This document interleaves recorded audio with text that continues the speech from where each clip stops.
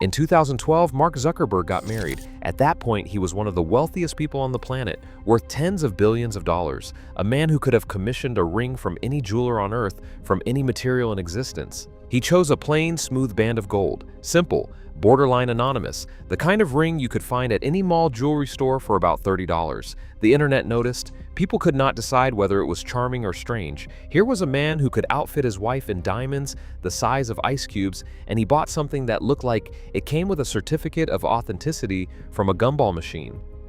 But here's the thing, Zuckerberg is not an anomaly. Look closely at the hands of the ultra-wealthy, the founders, the tech executives, the self-made billionaires, and you will notice something peculiar. The rings are often missing entirely, and when they exist, they are frequently the cheapest things these people own. This is not an accident, it is a philosophy. Understanding why the richest people on Earth choose the simplest rings reveals something genuinely fascinating about power, status, and what it means to signal wealth when you no longer need to. To understand why billionaires stopped wearing flashy rings, you first need to picture the centuries when everyone who could afford to wore them loudly and deliberately all at once.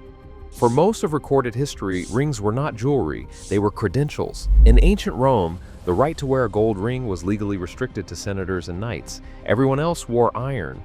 The ring on your finger told people your rank before you opened your mouth. In medieval Europe, a signet ring stamped with your family crest sealed documents and contracts. Losing it was essentially identity theft. The ring was not decoration, it was infrastructure.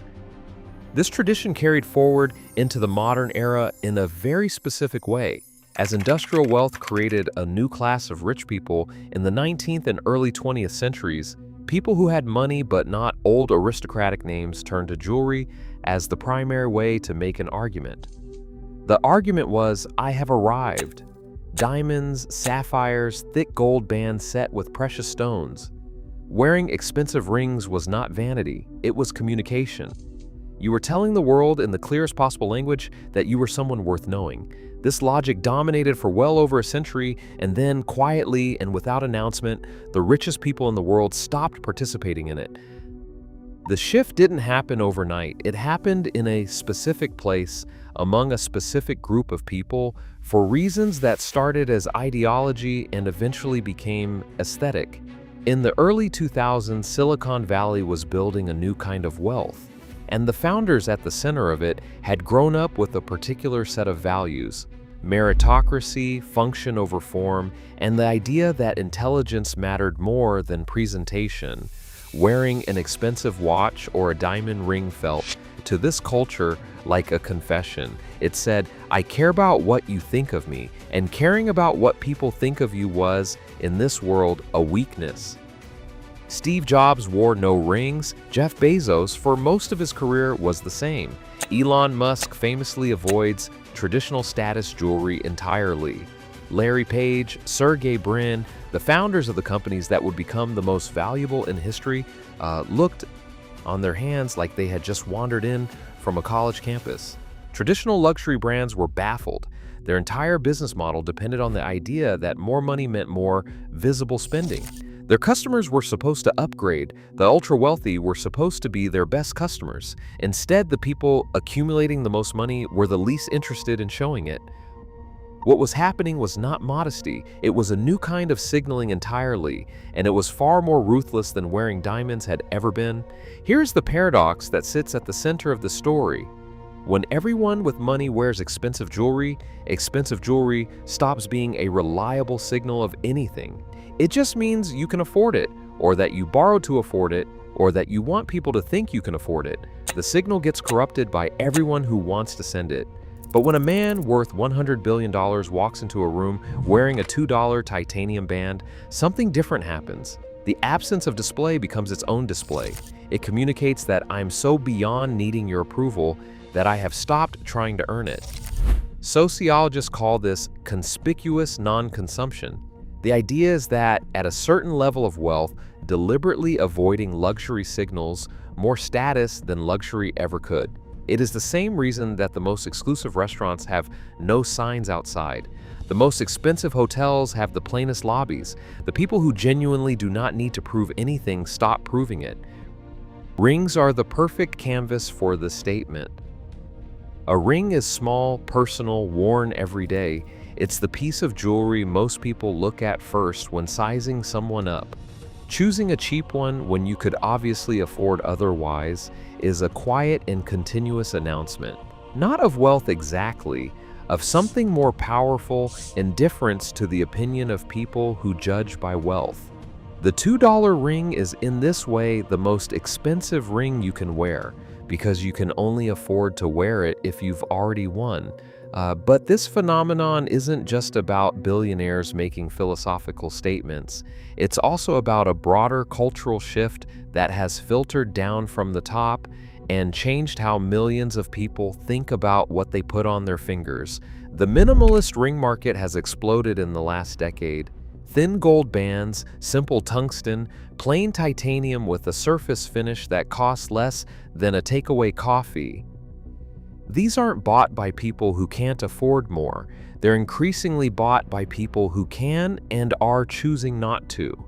The aesthetics of restraint have migrated down from Silicon Valley boardrooms to people who simply find the philosophy compelling. Simultaneously, the traditional diamond engagement ring, once considered non-negotiable, the single most culturally mandated piece of jewelry in the Western world, has started to crack. The average age of first marriage has risen.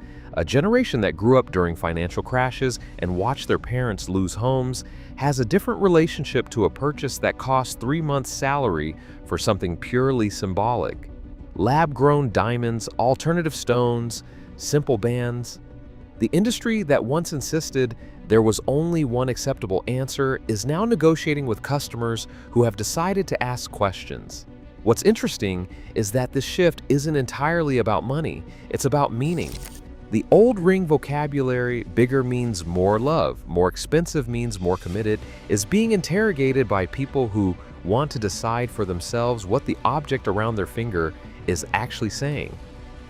Every ring tells a story. That was true when Roman senators wore gold and iron slaves wore nothing, and it remains true now. The story has just changed. The billionaire with the plain band is saying, the work is the status. The output, the company, the idea, that's what I'm here for. The ring is just a ring. The couple choosing a titanium band that costs $40 instead of a diamond that costs $4,000 is saying, we're building a life together, and the evidence of that life won't be in what we wear, but in what we do. And there's something genuinely interesting about that. For centuries, rings were used to shout, to announce, to perform. The most powerful people wore the most elaborate ones, and the aspiration flowed downward. Now, in certain quarters, the most powerful people are wearing almost nothing, and the aspiration is flowing that direction instead. Whether that's progress or just a new kind of performance is genuinely hard to say. There's something a little too convenient about a billionaire getting credit for humility because he bought a cheap ring. The choice cost him nothing. The statement is effortless because everything else has been taken care of. But the broader shift of ordinary people deciding that the ring should mean something to them rather than to the people watching, that feels real. That feels like a genuine renegotiation of what jewelry is actually for. From Roman senators stamping their rank in gold to tech founders making statements with titanium, the ring has always been a tool for communication. The message has just gotten considerably more complicated. The billionaires wearing a $2 ring are not being humble. They are making an argument that, at a certain altitude, the old signals do not apply anymore. And the only thing worth displaying is the confidence to display nothing. Whether the rest of us should follow that logic is a different question. Most of us do not have $100 billion backing up our plain band. For most people, the object on the finger is still trying to say something, still reaching for meaning in the way humans always have. But maybe that's the real lesson buried under all the wealth and philosophy. The ring has never been about the material. It has always been about the story you want to tell to the world and to yourself. And the most interesting thing about this moment is that for the first time in centuries, people are getting to write that story for themselves. A $2 ring from a man worth $100 billion, a $4,000 diamond from someone who saved For 2 years, a plain band chosen because it felt right. All of them saying something, all of them meaning something completely different. The object is almost beside the point. It always was.